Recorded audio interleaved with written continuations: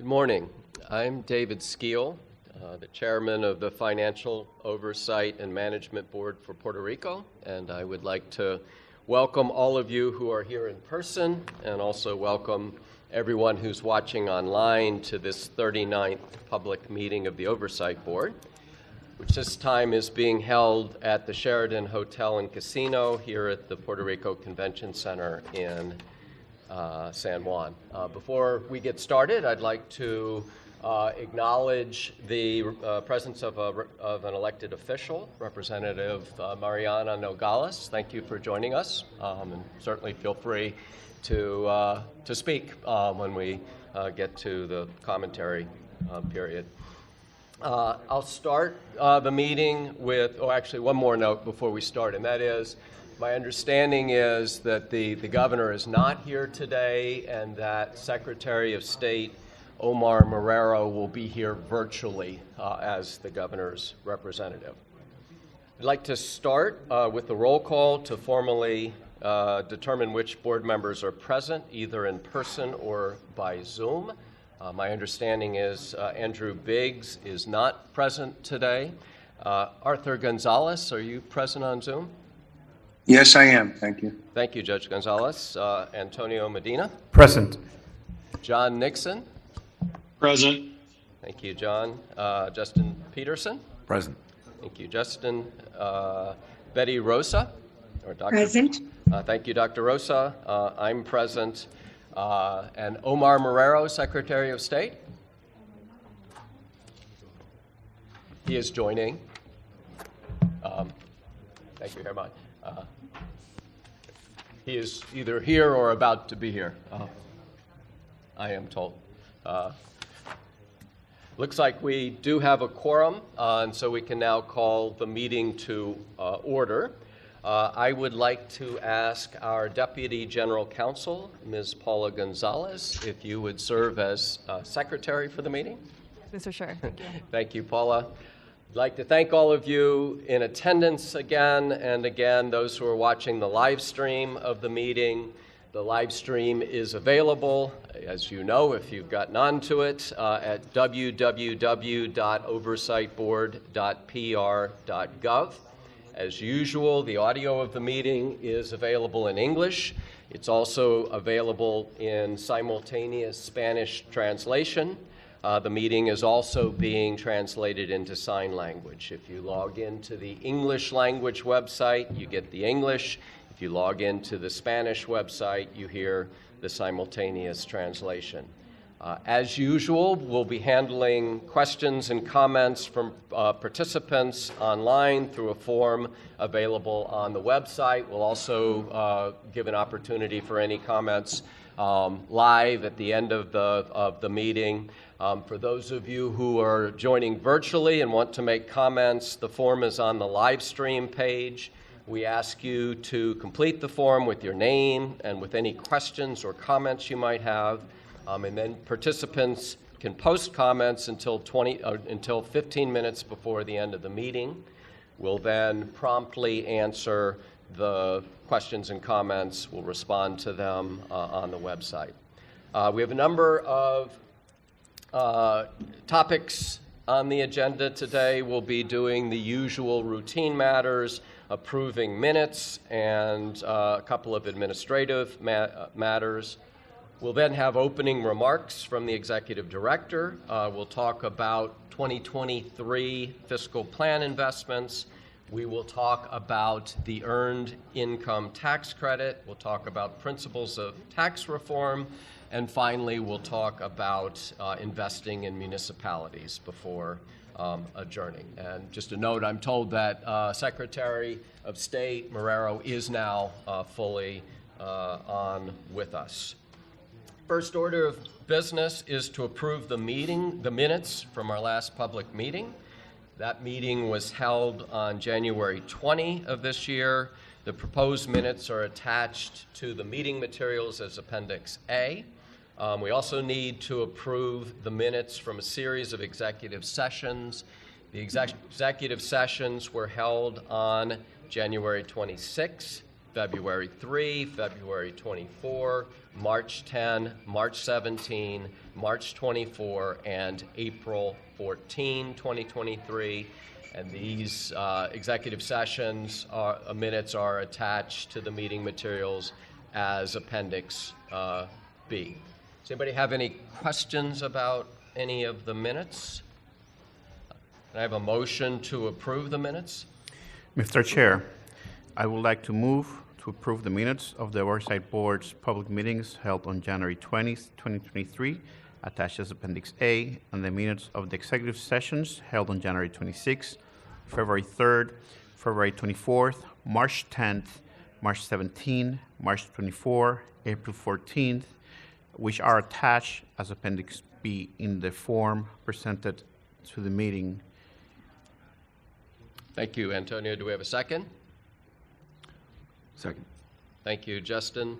I'll call for a voice vote, and per usual, I'll first ask for all in favor to say yes, then ask for anybody opposed to say no, and then ask if anyone is abstaining. All in favor, please say yes.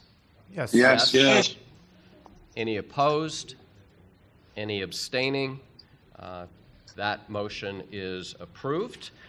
We have two administrative matters as usual. Can we have the next motion?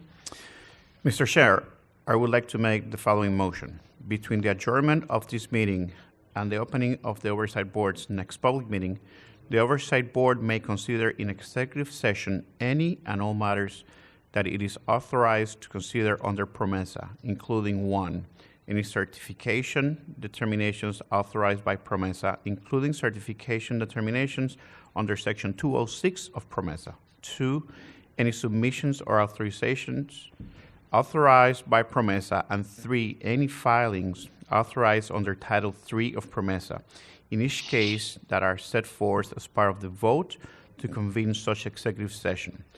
The Oversight Board may also act by unanimous written consent between meetings in accordance with its bylaws, with such consent to include consent by electronic transmission. Thank you.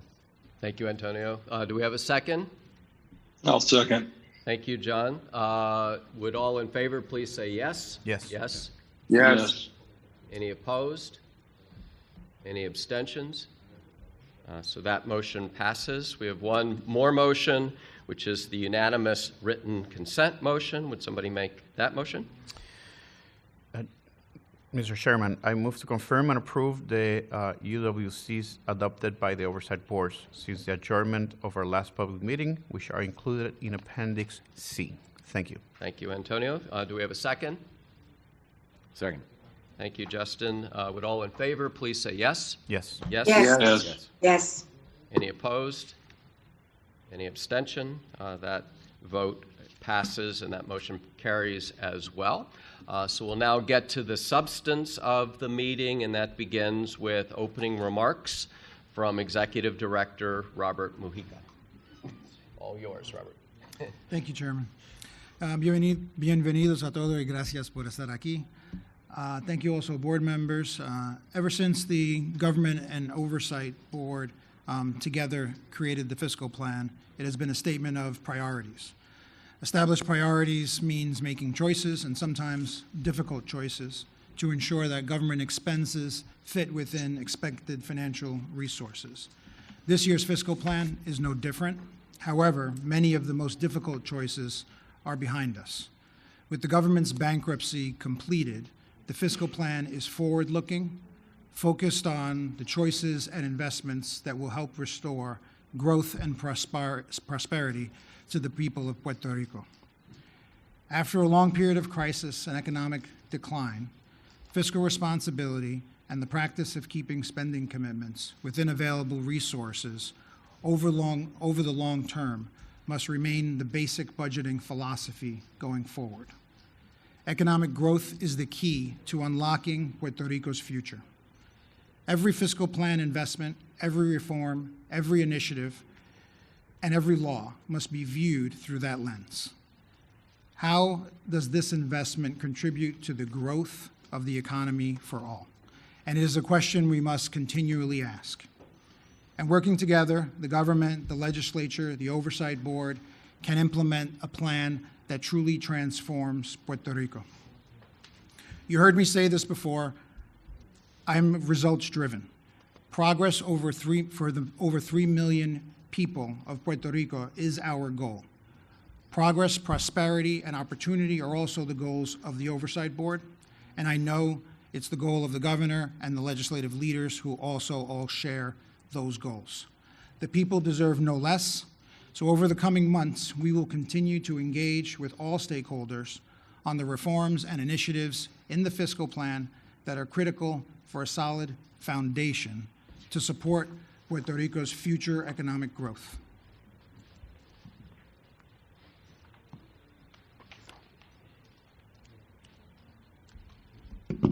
This year's fiscal plan, post the Commonwealth's Plan of Adjustment, focuses on priorities for growing Puerto Rico's economy. It includes substantial investments in the people of the future of the island. So today I will like to discuss some of the key investments. One of the largest investments, although not widely discussed, is the Earned Income Tax Credit for working families. We will also discuss other investments the government can make, including principles for a comprehensive tax reform and investments in municipalities that will help stimulate growth. This transformation plan focuses on 3 core pillars to achieve that goal. A robust, effective public sector is needed to set the foundation for growth. The fiscal plan prioritizes support for a high-performing public sector by investing in people and efficiency and effectiveness and the capacity of government to deliver more efficient and higher quality services. The fiscal plan also includes critical initiatives to support economic development, including actions to improve the ease of doing business, upgrading infrastructure, and to prepare the workforce to compete for jobs of the future, and a roadmap for tax reform. Strong fiscal management and long-term financial stability are both needed to prevent Puerto Rico from falling back into old habits of overpromising and overspending that resulted in the island's bankruptcy. Necessary improvements to systems and procedures that provide the foundation are already well underway. Appropriate spending discipline, however, is still needed to preserve and institutionalize the recent successes. These elements will provide a solid foundation for economic growth, and economic growth is needed to generate the revenues required to support the government's priority investments. We also must be mindful of the taxes collected from our people and businesses on the island to fund the government's operations. The chart on the right shows general fund revenues, the government's primary source of spending. It shows that the government is highly dependent on personal income taxes, taxes from corporations and from individuals, as well as the sales and use tax, which is cyclical to business cycles. So as we start to think about ways to stimulate economic growth, we must find a way to maintain stability of the largest revenue sources. It is also important to recognize that government is currently in receipt of an unprecedented amount of federal funds. These funds will spend out over the next decade, and in response to multiple natural disasters of COVID-19 pandemic, federal government has committed over $120 billion to Puerto Rico. It's equivalent to over 150% of the Commonwealth's gross national product. The impact of this infusion of dollars into the economy cannot be overstated. In fiscal year 2024 alone, the government currently expects to receive more than $13 billion in federal funds, nearly double its historic amount. These federal funds present an unprecedented opportunity if deployed efficiently and aligned to initiatives that improve long-term growth. While the Oversight Board does not directly oversee the federal fund expenditures, federal funding has such a substantial impact on the economy and its future direction that they must be part of the overall fiscal and economic growth conversation. The majority of the government's revenues are used to fund critical services, including health, education, public safety, and economic development. The fiscal plan includes significant direct investments in Puerto Rico's residents and infrastructure. Approximately 15% of general fund expenditures are dedicated to current year retiree benefits. In addition, a reserve trust is being funded to ensure that funds are available for commitments that were made to public employee retirees. In total, this funding benefits more than 300,000 current and future government retirees in Puerto Rico. Also, the amount required to fund debt service has been dramatically reduced and is not only lower, but it is now fixed over the long term, allowing for funding certainty for essential services. Every decision on spending is a decision on priorities, and decisions must be bounded by the resources that we have available, recognizing each time that every dollar spent in one area is a dollar not spent somewhere else. Even with these constraints, working with the governor and the legislature, the fiscal plans have a history of making substantial investments in people, operations, and the future of the island.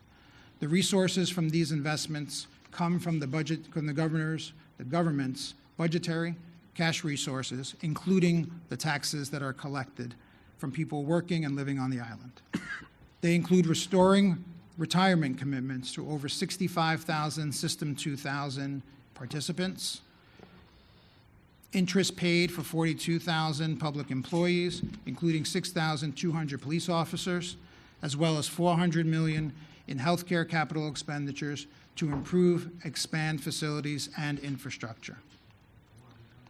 The fiscal plan also invests more than $450 million in public officers' salaries and more than $450 million to prepare for the future by expanding broadband access and technical and business education skills training for the workforce of today and tomorrow. This year's fiscal plan is no exception. In this year's plan, the Oversight Board approved substantial additional investments aligned to the fiscal plan pillars. Slides are a little off from what we're talking about here. Here we go. In this year's fiscal plan, the Oversight Board approved substantial additional investments aligned with the fiscal plan pillars. I will share more information on the Earned Income Tax Credit in a few minutes, but other investments include nearly $460 million in capital expenditures and $230 million for civil service reforms and salary adjustments. These investments will help make sure that the government has a highly qualified workforce to support economic growth. One of the most substantial investments to encourage work and stimulate growth and invest in the people of Puerto Rico is the Earned Income Tax Credit for working families, the EITC for short. The Earned Income Tax Credit is a refundable tax credit that encourages low to moderate income workers and families to work by giving them a fully refundable tax credit regardless of taxes paid. The credit is adjustable based on the family size and the income. And if you qualify, you can use the credit to reduce the taxes you owe, and it may even give you a refund, a refundable credit. Even if you don't owe any taxes, by filing a return with Hacienda, you could get a refund and cash back. The EITC is also a very effective tool to encourage formal sector labor force participation and to give back to the people. This is especially relevant because Puerto Rico's formal labor force participation rate is lower than in the mainland U.S. This divergence is especially pronounced among workers aged 24 years and those over age 45. Measures to increase overall labor force participation will be instrumental in rebuilding Puerto Rico's economy.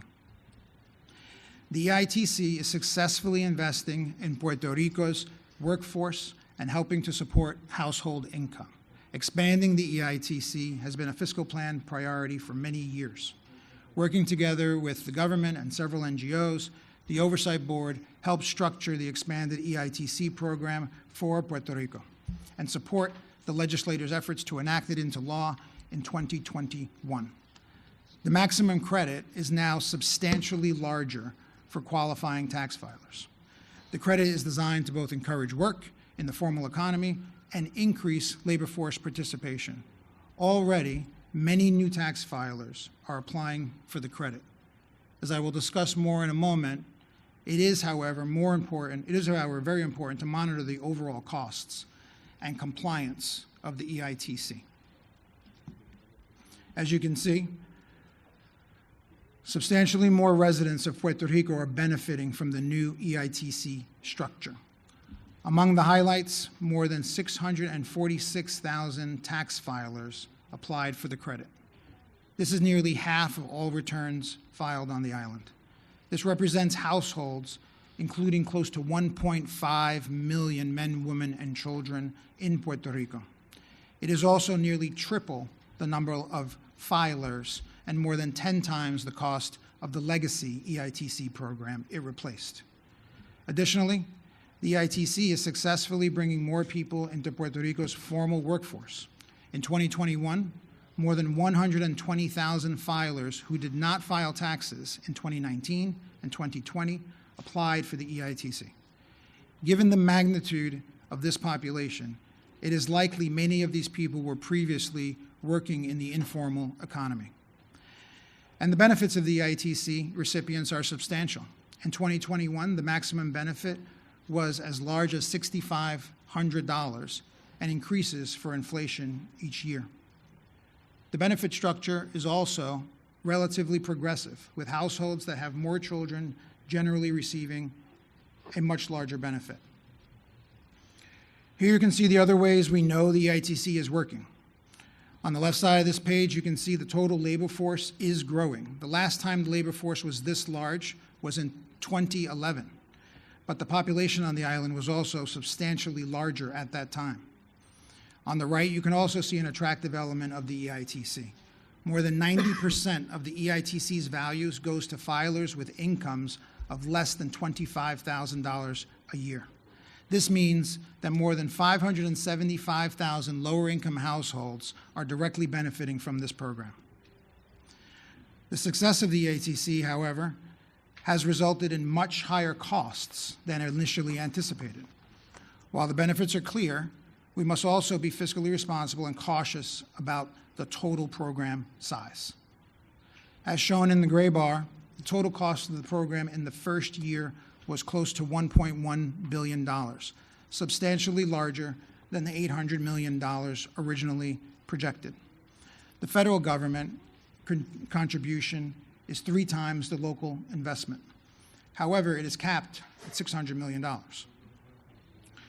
Puerto Rico's government must pay the full amount of any incremental costs. As shown on this page, year-to-date total costs are already similar to last year's full annual cost, and current projections imply the size of the program could be as large as $1.3 billion this year. This means that Puerto Rico's government will ultimately be responsible for funding approximately $700 million or more for this program, relative to the $200 million originally anticipated when the law was enacted. Given the rapid increase in locally funded costs above the original forecast, Puerto Rico will need to reevaluate the EITC forecast assumptions and closely monitor whether the benefits are being accurately and equitably deployed, particularly to self-employed individuals and those claiming dependents. If strong compliance measures are not enforced, the government may need to adjust the size of the benefit to reduce the program or control the overall program costs. The benefits of this program are that the money actually goes directly to individuals, and then individuals generally spend this in the economy. So all of the funds from this program get recycled into the economy, and particularly people at this low income are actually spending all of the dollars. So 100% of the monies, even of the Commonwealth's funds and of the $1.3 billion, are really recycling within the local economy. Are there any questions amongst the board on the EITC program before we go to tax reform? Okay. That's very helpful. I'd like to make some general comments perhaps afterwards. Okay. Principles of tax reform. Yeah, we'll do that. The Oversight Board has long advocated for a truly comprehensive tax reform that can contribute to Puerto Rico's competitiveness and contribute to economic growth. This is because the island's tax system has historically structured from complexity, instability, internal inconsistency, inefficient administration, and inadequate enforcement in the past. Having now exited the restructuring process, it is finally time to evaluate opportunities for broad-based, holistic tax reform. As the government decides how to evaluate a potential tax reform, a few key objectives and principles should be kept in mind. This includes reforms to Puerto Rico's tax system should reduce complexity, enhance equity, increase transparency, reduce administrative costs, reduce compliance costs, and maintain, if not enhance, revenue overall. Moreover, effective revenue systems generally should be based on taxes that generate sufficient revenue to fund the needed public expenditures and are simple to administer, are transparent, are perceived as fair and equitable, and encourage economic efficiency and growth. This is why there are 5 key principles that should be considered as part of any reform. These include 1, first, it must be affordable, and it must provide funding for essential services. Second, the government must consider adapting the current tax system to focus on broadening the base and lowering rates. Third, the tax system should be simple to administer, and there should be a perception of fairness. Fourth, rates, credits, deductions, and other alterations should be firmly established in the tax code. And finally, the government should avoid or limit tax expenditures and base those offered on return on investment. At the same time, any potential reform must be fiscally responsible, meaning it should not lose revenues in the process. Therefore, any tax reform or tax law initiative that the government undertakes or pursues must be revenue neutral over the long term. I would like now to turn to our last topic for discussion, which is municipal funding. Puerto Rico's 78 municipalities are critical in providing core services to residents of the island. They are often the first point of contact for residents and businesses that have to interact with the government. Given the important roles of municipalities, they must also contribute towards the Commonwealth's overarching goal of restoring growth and prosperity to the island. To achieve this goal, the municipalities, the Oversight Board, and the central government must all work together. Collaboration should be focused on progressing key municipal initiatives that will propel economic growth. Similar to the central government in recent years, Puerto Rico's 78 municipalities have confronted significant fiscal and economic challenges.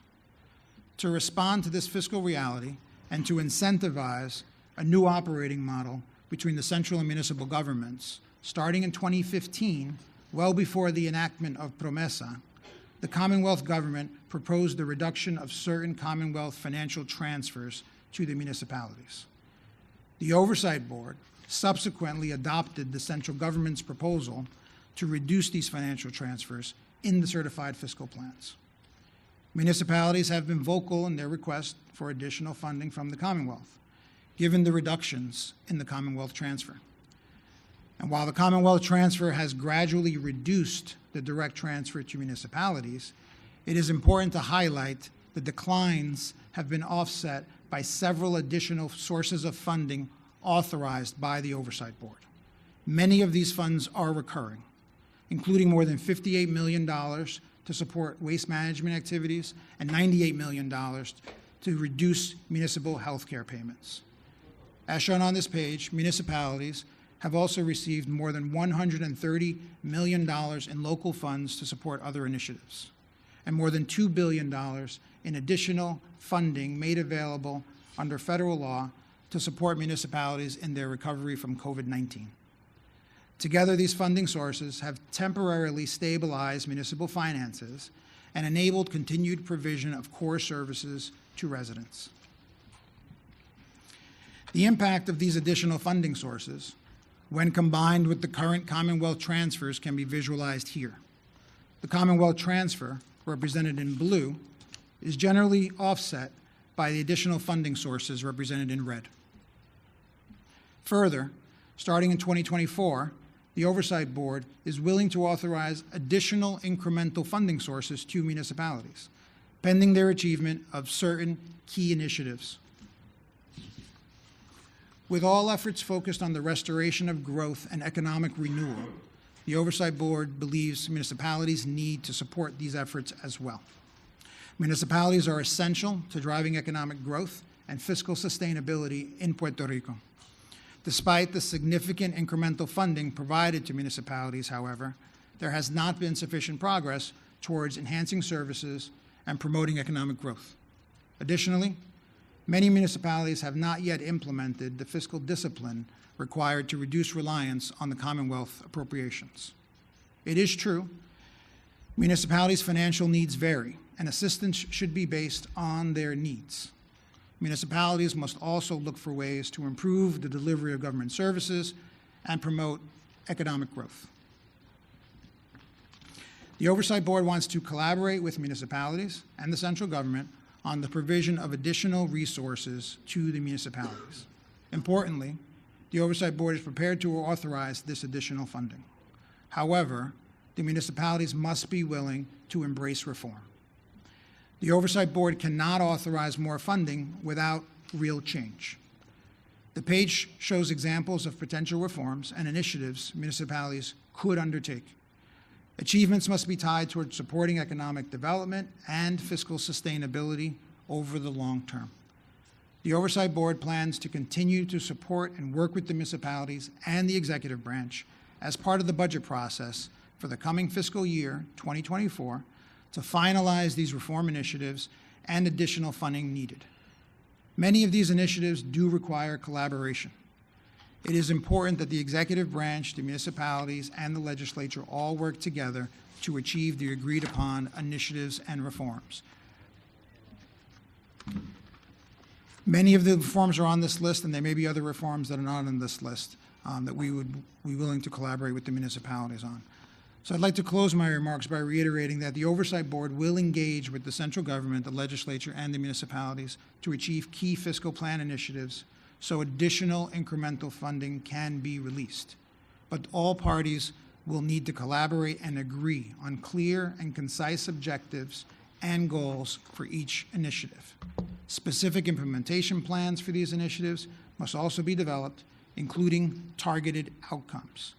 Alignment on agreed initiatives and outcomes as part of the FY24 budget process will enable the release of additional funding. In conclusion, Mr. Chairman, board members, we are putting Puerto Rico's bankruptcy behind us and now have a fiscal plan that invests billions of dollars in several key areas to help improve the growth prospects for the island. We still have a lot of work to do, and there are other important areas that we have not addressed here today, but we will. By collaborating and working together, we will be able to restore prosperity. That concludes my remarks. Thank you very much, Robert. I'd like to start by turning the floor over to Secretary of State and Acting Governor Omar Marrero, if you'd like to make any comments. Thank you, Chairman. Thank you for the opportunity to address the meeting, and thank you, Robert, for that, for those remarks and the presentation. I think I just want to mention the fact that we appreciate the fact that the Oversight Board did not close the door on the tax reform and in providing additional assistance to the municipalities. We are cognizant that we still have challenges, but we are also cognizant of the fact that municipalities are critical and essential to providing quality services to people of Puerto Rico, particularly during times of need. So we have to make sure that we are listening to them and being cognizant of the need that they're going to have, obviously subject to all being part of the solution for the people of Puerto Rico, particularly on the economic development front. And on the tax reform, I'm also glad that the executive director also mentioned the fact that we all have to work together to ensure that Puerto Rico not only is a great place to do business, but also is a low tax jurisdiction that allows their people not only to enjoy economic liberty, but also be able to strive in Puerto Rico and have the quality of life that we have enjoy and that we have waiting for a long time. So again, we're glad. So on behalf of the governor of Puerto Rico, we are very satisfied in the fact that the Oversight Board is willing to continue to work together with the government of Puerto Rico to ensure an appropriate tax reform and also the additional funding that the municipalities need. So thank you. Thank you, Acting Governor Marrero. And I'll now open it up to board members for any comments, and I know Antonio Medina would like to make a few remarks to begin. Well, hello, everybody, and thank you, Mr. Chairman. First, I'd like to say thank you to Robert for the leadership he has demonstrated in this budget. I think that there's a significant quantum leap in terms of how the fiscal plan looks and how the budget has been approached. So I give a lot of credit to Robert for that. I am very encouraged by this process, and I have full expectation that this year we will have a consensual budget between the House, the Senate, the administration, and the board, as we should. I just want to highlight a few things in Arroyo Habichuela, because I think these are really important matters that we should look into. First of all, about 30% or more of this budget is going directly to the people of Puerto Rico.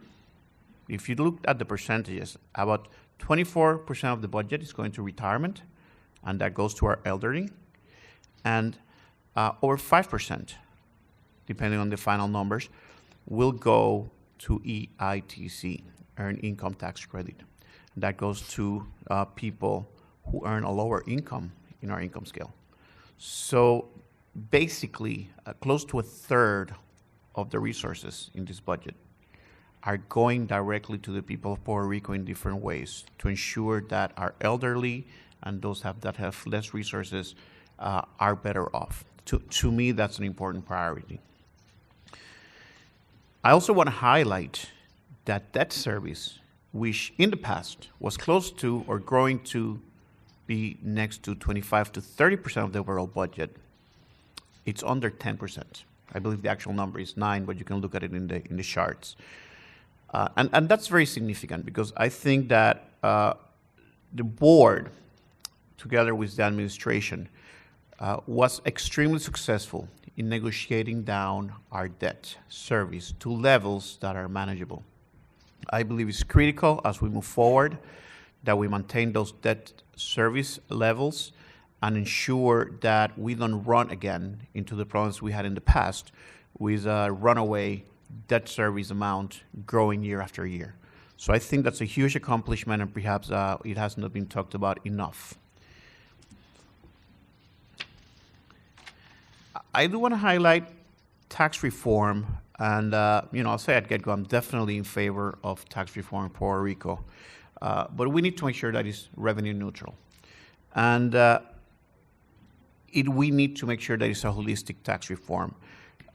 I think that we had a big win, and I've certainly talked about the huge accomplishment for Treasury and the overall administration to transition out of 154. But we still need more data. We're only a few months into that transition, and we still need to see how the dust settles to make sure these companies return to growth, and over a period of time we don't lose revenue from these major companies. But again, a big accomplishment. But I think that's just a start. As you all know, Puerto Rico businesses are taxed in multiple ways in a very complicated tax structure. We need to figure out how to make it easier for business to accomplish their objectives and pay their taxes in a way that is simple and that makes sense. And I do believe also that individual taxpayers are also paying a high burden between EVU and income taxes and other taxes. There's a significant amount of money that people are spending in taxes rather than in consumption. We do need to recall that there are global changes happening in taxation world. We have an expectation that taxes are going to be at 15% on a global basis at some point in the future. We need to prepare for that. So I look forward to continue working with the administration in a holistic tax reform that takes into account all these moving parts for a more efficient tax structure. In terms of municipalities, I'll just echo what everybody has said. The municipalities are the closest form of government near our people. We know that in times like hurricanes and disasters like earthquakes and even in the pandemic, they are the closest form of government to help the people anywhere in the island. So in my view, we need to continue to optimize how we fund the municipalities and evaluate how to increase their budgets in ways that are consistent with the resource available. And that is the real constraint, because we do have many areas where we want to see how we can further invest, but the resource availability is limited, as you all know. And there's two other subjects that perhaps are not necessarily covered in the presentation, but first of all, the UPR, Universidad de Puerto Rico. I still hold to my position, and as you might recall, I voted against the fiscal plan, and I reaffirm my position that we cut too much. We need to find ways to help the University of Puerto Rico. It's the most important foundational institution to ensure economic growth and opportunity for our people of Puerto Rico. Therefore, I look at my colleagues here, and I believe that we need to work together with the university administration to ensure that we properly fund the university.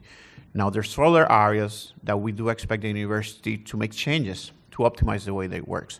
Things like pension plans, shared services, development and fundraising efforts, and commercialization, both of their activities, services, and intellectual property. But I think it's something that we must work together. And kind of to finalize, as a board, we do expect to have the PREPA bankruptcy pretty much done this year. And I think it's important to look at what happens next. Everybody wants the board to be gone. I understand that. But between now and then, however that amount of time it is, I encourage our board to evolve from a budgeting and fiscal responsibility board or institution to really work with the different parts of government to enable economic growth.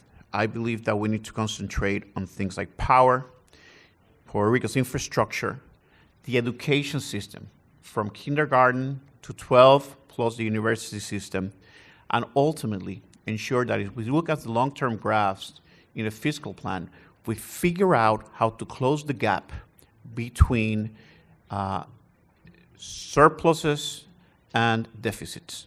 In other words, how do we ensure that when the $120 billion of federal funds that are here in Puerto Rico, probably for the next decade, and we spent some, there's still some that needs to be spent, when that is gone, I want to make sure that we have a vibrant economy. I want to make sure that we have a viable economy. And I think that the board has a role to play together with the administration by reenacting Title V, by recruiting the revitalization coordinator, by bringing back the priority projects list in Title V, and ultimately working with the administration to develop an economic development plan that works for all Puerto Ricans. Thank you. Thank you, Antonio. Do other board members want to make comments? Justin? Yeah. First of all, I echo and what Antonio said in thanking Robert and our team for everything that was presented today. It's very well done, and thank you for all the work that went into it. On the topic of investment and reform, I just wanted to touch on education. Yesterday, I had the opportunity to visit Rosalina Caraballo Charter School in Guaynabo. I think it was in Guaynabo, and it was a great experience for me. I really learned a lot. I've been interested in what the board is doing, led by Arnaldo Cruz and led by our fellow board member, Dr. Betty Rosa, in the area of education reform. And I was particularly interested in the role charter schools and support for charter schools and support for voucher programs could provide in that, in in helping to raise the bar and give parents choice and create competition. But a little bit about this school. So it's led by a gentleman named Michael Fernandez, who really is exceptional. It was clear to me that he could be doing anything. And he's working in a very challenging environment. He's raising the money every year for this school, not all of it. PRDE kicks in part. I would point out that part of what PRDE is responsible for is building maintenance, and in this case, half of his property was without permanent electricity. So I'm hoping that I can discuss soon with PRDE about how we can get that on track. But there are 300 students here, and the graduation rates are very strong, of course, but the metrics and the standardized testing rates are also strong. And Michael has been tracking seniors for the past 5 years. The first senior class graduated in 2019. That was the first class he had. And he's been tracking the progress of these individuals, and they're doing great. So none of this is to take away anything from what PRDE is doing with public schools, and our support for charter schools shouldn't take away from those students. But I wanted to give a shout out to Mr. Fernandez and to the school for what they're doing and what he's doing. And I'm interested in doing whatever I can to help build support and actually, on the personal side, raise some money for charter schools because this is the United States of America, and everybody deserves a world-class K through 12 education. It's part of what binds us together as citizens, and no kid should be limited by where his or her parents live or what their income is from receiving a quality education. So I think more support for charter schools, support for vouchers. There is a statutory requirement for vouchers. I don't think it's being met. We got to be giving parents choice so that we're not trapping kids in an education system that is failing them. That's a big part of economic reform. I would just pivot quickly and wrap up by saying I agree with what Antonio said about economic reform needing to be an additional focus, and I know it will be. These are great initiatives. Some of them are transfer payments, but they're important. I think that we need to be thinking in terms of how to grow the tax base and how to bring in companies into Puerto Rico that'll create jobs, and what we can do working through existing platforms like DDEC to offer workforce training, technical assistance, and training for employees so that we can grow an employee base for companies who want to come in as part of our nation's reshoring initiative and base right here in Puerto Rico. And so all of what we talked about today was great. I commend the board for its support for the governor and funding municipalities and for having a conversation about tax reform. That's really important. But we need to be focused on broader economic reform, economic development, how to bring companies in here, how to grow the tax base. So we're not sort of continually to focus, on the same size pie. And with schools growing the future generation of workers and citizens here, American citizens. So again, Michael Fernandez, Rosalina Caraballo School. If you're not supporting a private school or a charter school, I encourage you to, and you have the means to do so, I encourage you to take a look at it. Thank you. Thank you, Justin. Would other board members like to comment? Mr. Chairman, I'd like to say a few things, if you can hear me. We can hear you clearly. Thanks, John. One, I just want to again thank the staff and the team and Robert and the direction that he's providing as far as, moving the Commonwealth forward, bringing the budget back to strong stability. I think it's great that we have a budget director in there and who understands these concepts.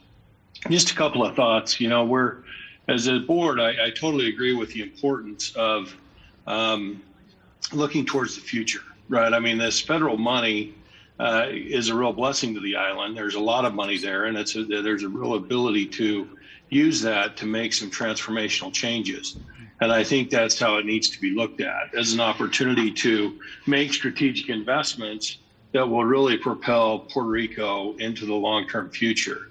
And I think that it's important that as we're looking at these strategic investments, that we're always looking at the goals, the common goals that the people of Puerto Rico have for long-term prosperity on the island, the goals that the board shares with the people of Puerto Rico, and that we really invest in a way that's going to generate the economic activity for long-term sustainability.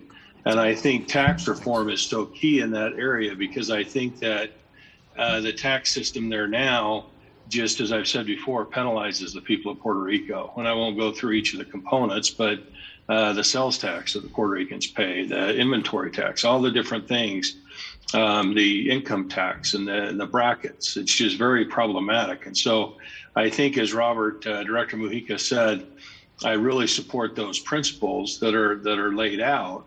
And I think that I've been, very much involved in tax reform in both Utah and Michigan. And I know that getting it right can really lay the foundation for a strong Puerto Rico going forward. So I would just, again, encourage people to work with the board, work with the government. I'd like to challenge the political elected leaders to understand, to really help set the goal, not just look at the next 12 months, but to look at the next 10 years and say, where do we want Puerto Rico? What do we want for our kids and our grandkids here in Puerto Rico? What do we want for the future of this beautiful island? And start with that as a base, and then build the tax reform, the economic development plan based upon those goals, and then create measurable, policies that we can make sure that we're meeting the intended objectives and the intended goals. I think that, a strategic vision is what is really needed. And I commend all of our staff and the team and Secretary of State Marrero and the governor and everybody who wants to accomplish this, because it's really a big deal. So I just am very supportive. As I've said, I know we're going to get PREPA done this year. I'm really looking forward to working with the government and working with the hardworking Puerto Ricans in establishing a prosperous future. So when the board is done, that the lasting legacy will be a strong, financially sound government that companies and people can rely on and be successful. So I'm just excited about it. I'm sorry I couldn't be there in person this week. I've had some personal issues that I've been dealing with, but hope to be there at the next board meeting. But I really appreciate the opportunity to share some thoughts. Thanks, John. Would anybody else from the board like to comment? Chairman, I just raised my hand. Sorry, I can't see hands, but I can see your lips and your. Thank you. And we can hear you clearly. Gracias por la oportunidad. I just want to echo what many of the board members have shared, and I particularly want to thank Robert for his focus on and making education a priority and connecting it to economic development. I think all of us know that this is essential for all the children and the families and the communities in Puerto Rico. And I'm particularly excited that this is truly not only a priority, but that we have been engaged in many conversations around this issue. And I know that the lifting and the excellence of our educational system in Puerto Rico is essential. And I know that there's a tremendous commitment both by Robert, his staff, and the board to this endeavor. And for that, I am extremely grateful. Thank you. Gracias. Thanks, Betty. Any other comments? Chairman Skill? Yeah, go ahead. Yes. Arthur? Thank you. As others have, I did thank Robert and his staff for doing this wonderful presentation and analysis, et cetera, and echo, as others have echoed, the statements of the board members. And just leave with one, I guess, to me, most important thing is it's laid out what we need to do. We know what's going to happen if we don't do anything, and the federal money runs itself through the system. And in recognizing that, the time is now to execute on these ideas, work together, put things in place. And I recognize it's difficult to put many things in place while we're seeing some surpluses possibly going from year to year. But now is the time to prepare for what's going to happen when those surpluses dry up if we don't make changes that create a supportive economic environment. And I would just ask all, including the board itself, needs to focus on the execution, deliver the results that we all know need to happen. And I'll close with that. Thank you. Thank you, Arthur. If anybody would like to make comments, who's here in person, we do have time for public commentary. And I believe we have a microphone over here to y'all's right, to our left, which I think could probably come to you. Javier Rua from Solar and Energy Storage Association of Puerto Rico. Welcome again, Javier. Good morning to all. Buenos días a todos, todas. Javier Rua Jovet. I'm the Chief Policy Officer for the Puerto Rico Solar and Energy Storage Association, CESA. Would like to make a statement about PREPA's fiscal plan, if I may. Certainly. Yeah. We'll read. PREPA's fiscal plan, section 6.2.4, expresses that in pertinent that by 2040, electric vehicles could reach nearly 60% of total vehicle sales in the United States. A significant uptake in EV sales will have an impact on electricity demand, both on average and peak load, and has the potential to offset the effect of energy efficiency and rooftop solar, DG. And our statement is the following. Current and future PREPA fiscal plans should update this section utilizing the latest version of the source used, which is the Bloomberg NEF Electric Vehicle Outlook. It uses a 2020 version, and the current version is a 2022 version.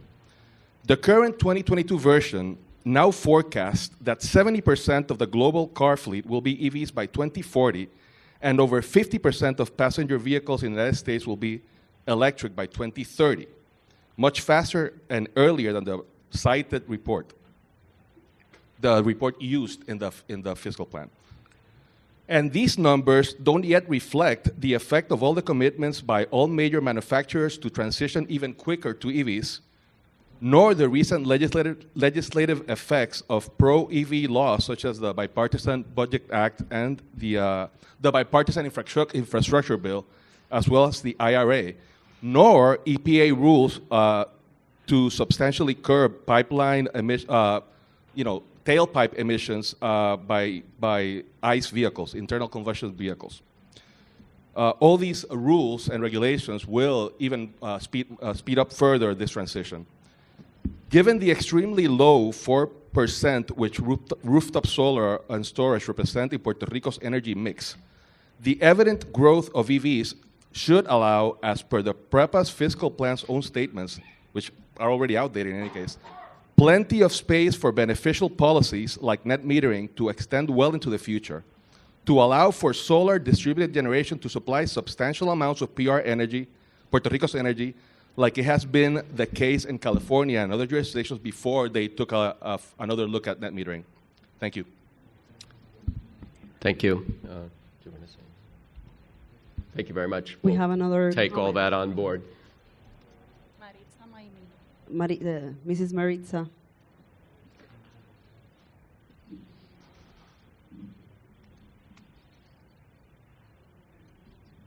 Hi, good morning. Good morning. My name is Maritza Maimi. I represent Sierra Club from Puerto Rico, and I would also like to make a question about the restructuring plan for PREPA. On Exhibit P of the PREPA's PAD, Legacy Change Derivation, you define affordability as a maximum total electricity bill not above 6% of total income. First of all, I would like to know which data and from which sources you use to project that current and future, after the implementation of the PAD, energy burden for residential consumers in Puerto Rico is and will not exceed 6%.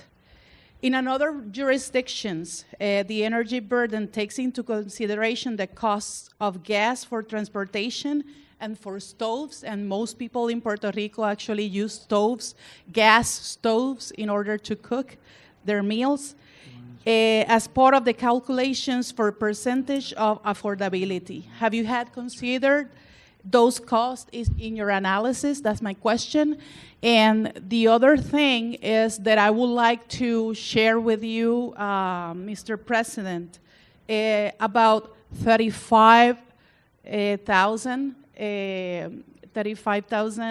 signatures from people from Puerto Rico who are asking the Financial Oversight Board to retire or amend the plan of adjustment for PREPA. Thank you. Absolutely. Please do.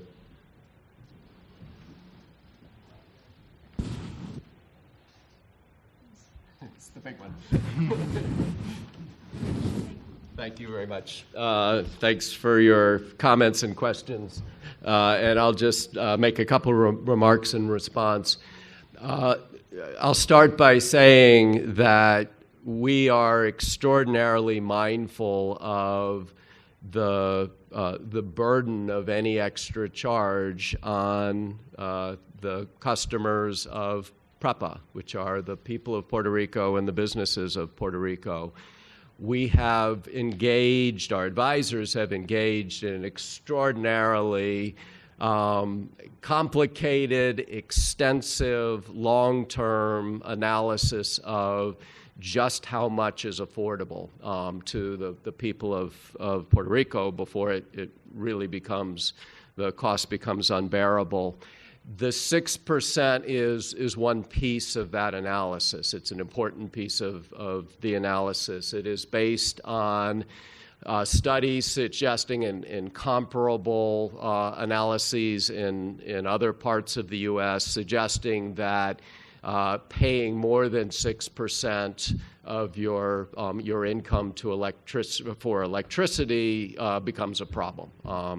But it's just one piece of a very, very complicated analysis, and I'll just conclude by saying, and it's an ongoing analysis. We're continuing to refine and to develop the analysis, and I'll end my reply the way I started it by saying we are very mindful of the burden and the limits on what the people of Puerto Rico can pay, and that is our driving focus. At least it's my driving focus in trying to work out this restructuring. And the restructuring, the judge has made very clear, will be completed this summer. So unless she changes the timeline, we will be having hearings on the confirmation of the plan.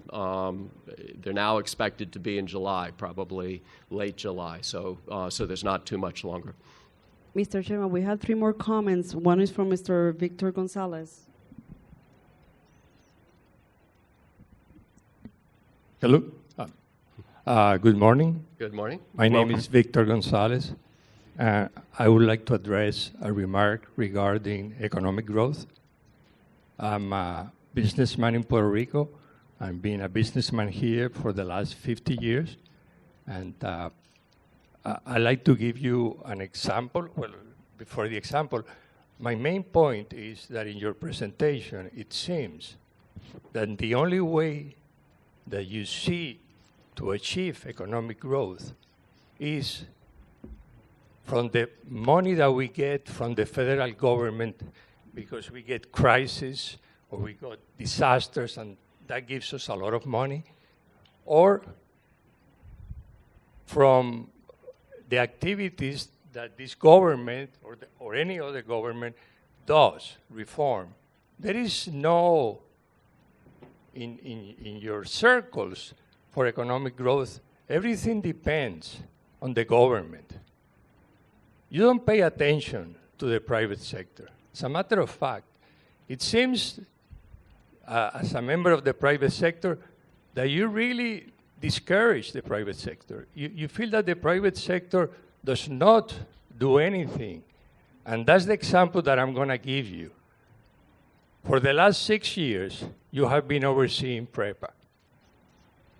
The energy policy of Puerto Rico, the public energy of Puerto Rico, is to move away from imported fossil fuels and generate our own energy with the technologies that have developed to capture the wind and the sun, which are very abundant in Puerto Rico. And that also allows for the individual, for the small is beautiful approach to solving problems, rather than for the huge, big industries, big things, solving problems. So in the last 6 years, 2017 to 2023, there has been $3 billion of investment in Puerto Rico by the public sector in residential solar. Of those $3 billion, $900 million have been in direct payments to Puerto Rican workers who either sold, installed, or maintain all those systems. You are collecting $6 billion from either sales taxes or individual taxpayers, as you show in your graph. In the last 6 years, $3 billion of private funds have resulted in $900 million in salaries. In the meantime, with your batteries of consultants, high-paid consultants and lawyers and whatever, you have not been able, nor the government nor PREPA has been able to develop one single renewable energy project. And the reason for that is because you do not support renewable energy. And you do not seem to support the private sector as a solutions to the problems. Thank you very much for listening to me. Thank you. We'll start with Justin, and then Antonio would like to make comments. Thank you, Victor.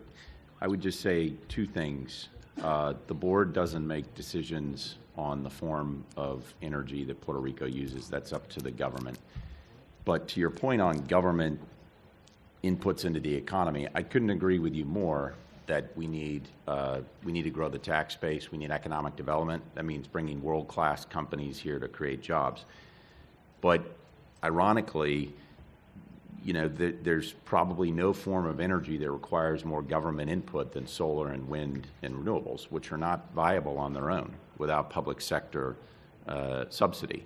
So I just wanted to point out that irony. It's Puerto Rico's decision what fuel it uses, how it generates power. It's not our decision. We're not the ones making calls on wind versus oil and gas. But if you want to know the truth, it is going to be far more expensive, and it's going to require way more government involvement in the economy. And so I wouldn't characterize solar as something that is free market or able to survive on its own. Antonio? Okay, well, first of all, thank you. I know you've been here before, and I truly appreciate your comments. I think they're important, and we value your feedback. I have to say, as a member of the local business environment, that it is difficult to do business in Puerto Rico. It is cumbersome to do business in Puerto Rico. And the very high energy prices make it difficult to compete. So I fully agree with you that we need to have, from a Puerto Rico standpoint, a different strategy. The IRP of PREPA, from my point of view, is completely outdated. I don't think I'm telling you anything that nobody has heard before here. But we have an outdated IRP, and Act 17, while it was very well intended, we're far, far behind some of the objectives of that law in terms of implementation of renewables. I will restate again, and I've said it publicly before, I fully support renewables. I am definitely in favor of both hybrid cars as well as electric cars, and I do believe that the right direction for Puerto Rico to move is to strengthen its policies related to renewables and the different types of energy away from fossil fuels.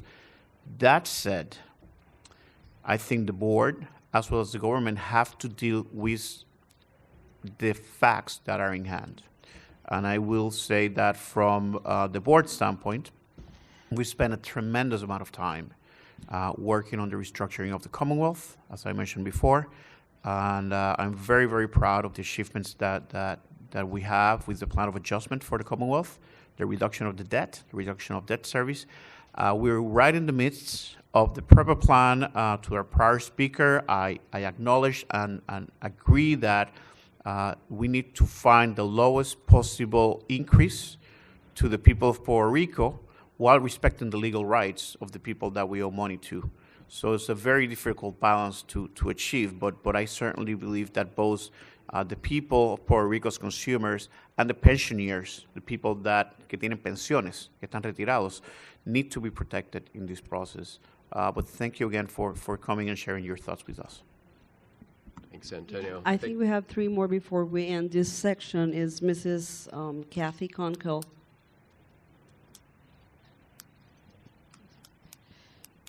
Good morning. My name is Kathy Kunkel. I'm here also to make a comment and a question regarding the PREPA plan of adjustment. Appreciate the comments that you all just made regarding affordability and the plan of adjustment. My comments go more towards affordability at a macroeconomic level and affordability for the electrical system. I see in the Commonwealth fiscal plan that Puerto Rico still is projected to have a very weak economic outlook once the federal funds are wrapped up later in this decade. And I believe that implementing a rate increase of this magnitude and the impact that that's going to have on employment and business closures is only going to further weaken the economic future for the island. And beyond that, in the 8 years that I've worked in Puerto Rico, and I know long before that, the people of Puerto Rico have been promised a transformation to a reliable and affordable and renewable energy-based electrical system that still has not happened, and extracting billions of dollars from residents and businesses to pay bondholders is only extracting money that could be used for the operational and capital needs of that transformation, further delaying and or preventing it entirely. And so my question is, given Judge Swain's recent ruling that the bondholders do not have a secured claim beyond monies in the sinking fund and other limited funds of PREPA, if the board is going to be withdrawing its proposal to fund $5.7 billion in new debt issuances through rate increases. Thank you. Thanks for your question. We're not at this time planning on withdrawing the proposal. Actually, let me back up a step and just say again, we're extraordinarily mindful of the concerns that you're voicing, and I worry about them every day. What people can afford, and making sure that we stay within that and we can defend the numbers that we come up with. It would be great if there were no charge at all, but the creditors have rights too, obviously, and the plan has to be fair to them as well, which is a big part of why there's so much discussion of affordability. The initial effect of the ruling, which is not completely sorted out, as you said, the Oversight Board won on the lien issue, that the lien is limited. The implications for the claim that the bondholders have are not entirely clear. What the judge said was they have a claim to net revenues, and so there'll need to be a calculation of what net revenues means. The initial effect of all of this would be to shift who gets what. It's not clear that it will actually change what the affordability numbers are and what ends up getting paid out. It's possible depending on what happens. If the bondholders turned out, if they continue to litigate as they've been doing, and it turned out they lost and had no claim at all, then the overall payment would go down. But if they have a claim in any substantial amount, it mostly affects who gets what among the creditors. So really the key issue still is affordability, is what can the people of Puerto Rico afford. And as I said, that's what we focused on. That's what we'll be defending in the confirmation process. Thank you. We have one more, Representante Mariana Gonzalez. Perdón, Nogales, I'm sorry. Thank you. I will try to be as respectful as I can, but I think PROMESA should be repealed and the Fiscal Control Board should not exist. I have been hearing all that you've been saying, and I'm wondering who's giving you recommendations and who's giving you counsel. We know, of course, some companies like McKinsey and others, but I would like to formally request the list of all the people and organizations that have had meetings with the board and or each and every member, including executive directors. I don't know what is your plan for Puerto Rico, but I think Puerto Ricans have their own plan of how this should be developed and what are our objectives in life and as a country. But I have several worries. First, we are very concerned about the retirement plan for the Autoridad de Energía Eléctrica, the employees. But also, we are very concerned about the Fiscal Control Board obsession on the permits issue, specifically with the Reglamento Conjunto 2022, and the requirements that the municipalities have their POTs, Plan de Ordenamiento Territorial, and also the ease of permits. And that's why I need to know who you've been meeting with. And I have a specific question about the projects AC 1076, AC 1071, AC 1055, AC 1069. Those are the projects that will cost $552 million in 7.5 kilometers of a road from Utuado to Adjuntas. And what is the relationship with you and the U.S. Geological Survey, which has contracted a mapping project with the company TerraQuest? And if you've had any conversations about reestablishing the mining deposit zone project in Puerto Rico, because this company, TerraQuest, has been mapping for minerals and rare earths, and this is very, very related to electric cars and to solar energy and new technologies. So I would like for you to comment on that. And I am formally requesting that the Fiscal Control Board acknowledges that the University of Puerto Rico needs to have the government support of 9.6% of the income from the government for us to be able to move ahead. Without the university, there is no Puerto Rico. And That's what I have to say. Thank you. Thank you very much, Representative Nogales. I'll start out by saying that we'll get back to you on many of these. I'm going to make some comments, and others may as well. But we'll make a more formal reply on some of your requests about meetings and things of that sort. I'll just make a couple remarks and then see if others would like to add to them. One on the. I understand your dislike of the Oversight Board. I am well aware that your view is shared by many. My hope is that in historical perspective, folks will come to conclude that the Oversight Board was did good, did a lot of things that were needed and were helpful, and I think there's lots of evidence of that now.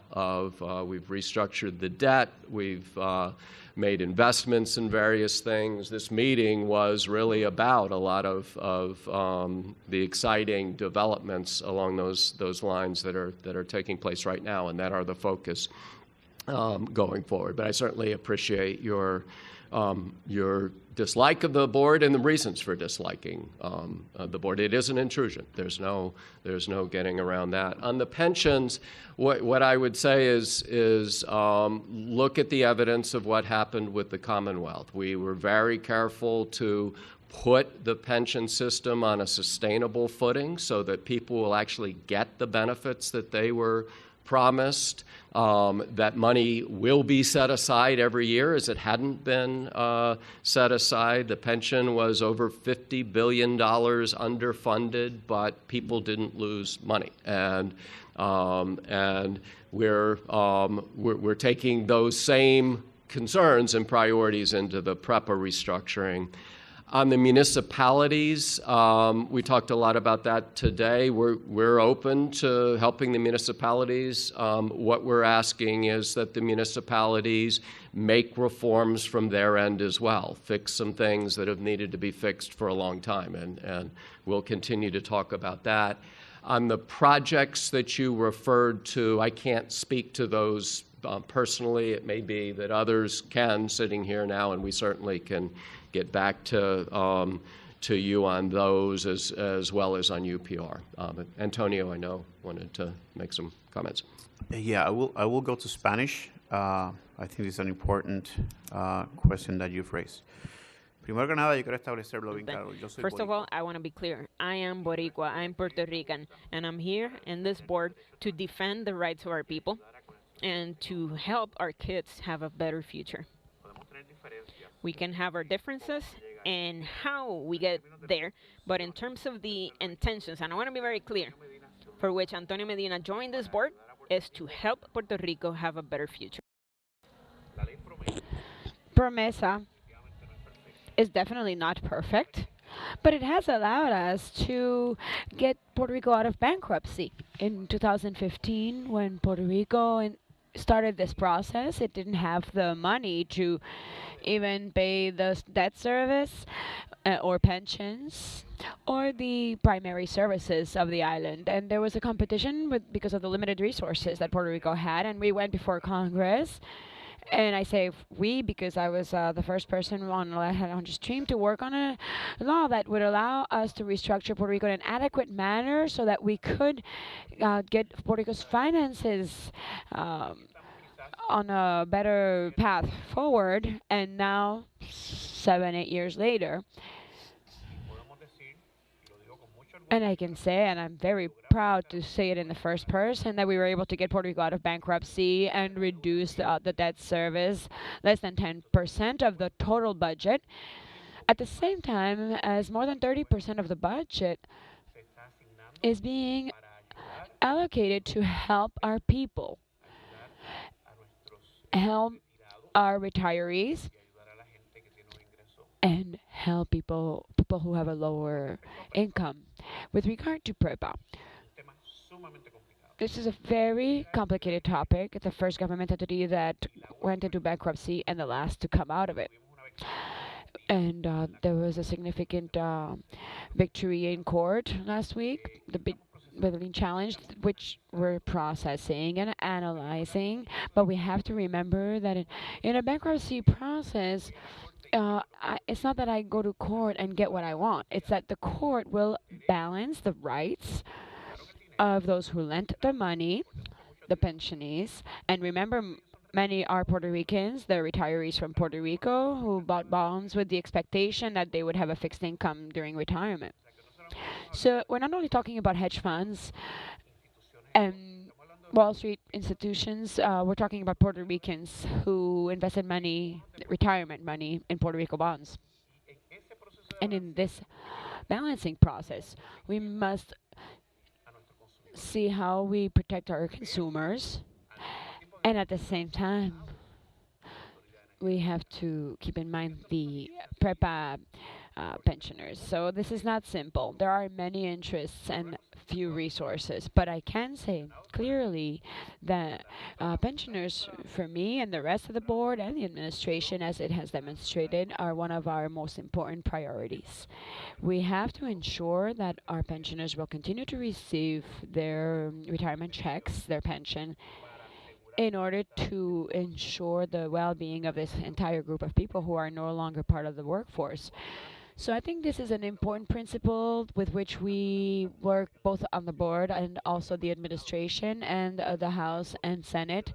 And if you remember, when we went to Tobago in the Commonwealth, we were paying 100% of the pensions, and after much discussion and points of view, it was agreed that 100% would be paid, and this is with resources that are collected in the current year. That's Pago. And the permits, found interesting the word you used about obsession. Permits in Puerto Rico are a disaster. They're a disaster. People who want to conduct business in Puerto Rico have to go through a number of processes, and many businesses who want to start, something, they don't have the money to invest while they're getting their permits approved. So I agree with you. We are obsessed with permits, but we have to be obsessed with them because it's one of the most important issues that we have to resolve in this country. And in addition, I want to add that the Internal Revenue Code restructuring, which we must definitely have to look at from the standpoint, like we said earlier, holistic view, to be more competitive as a country. With regard to the UPR, I reiterate what I have stated before. I voted against the fiscal plan, and I maintain that position that we have to provide more resources to the university, but also we have to demand that the university achieve the necessary transformation for our students to receive the services and education that they deserve, but specifically focusing on students. The mission of the university is to educate our future, educate our youth, and the funds that go to the university must be focused on that mission. Lastly, I would like to emphasize on something that I had mentioned earlier. As the board is completing PREPA's restructuring, and we know that the board will be leaving in due course, but from now until then, we have to focus on closing the gap between forecasts of GDP growth, which at this time, there's some surplus in some years and deficits in other years.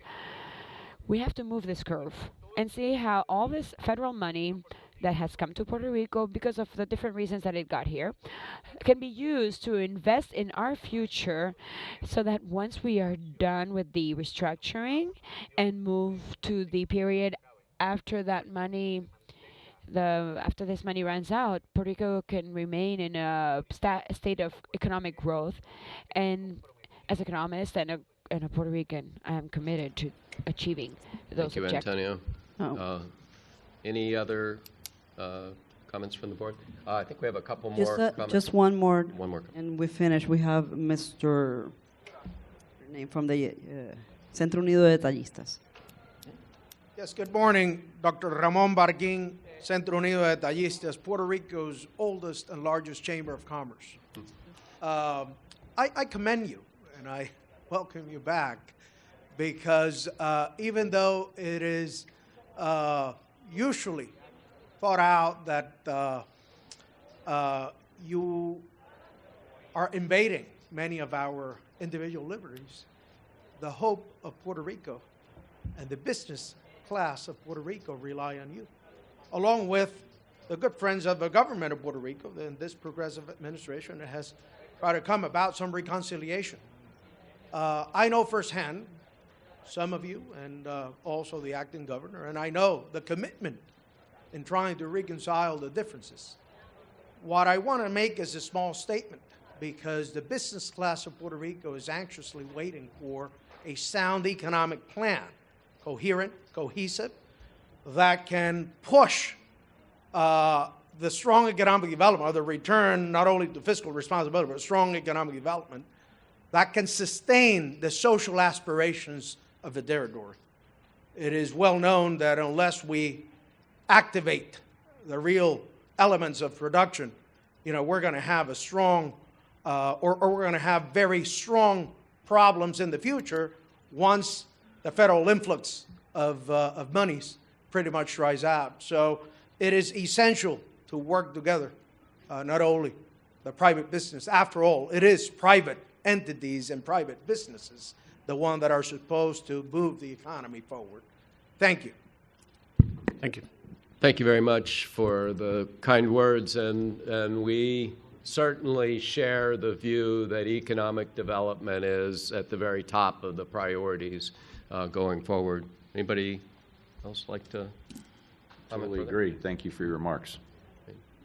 Thank you. So I don't think we have any more comments, and I don't think we have any other issues. So will somebody move that we adjourn the meeting? Move to adjourn. Do we have a second? Thank you. I'll second. Thank both of you. All in favor, please say yes. Yes. Yes. Yes. Any opposed, say no. Any abstentions? The meeting is formally concluded. Per usual, we'll have a press conference a few minutes from now, so feel free to stay for that. Thanks, everybody who came.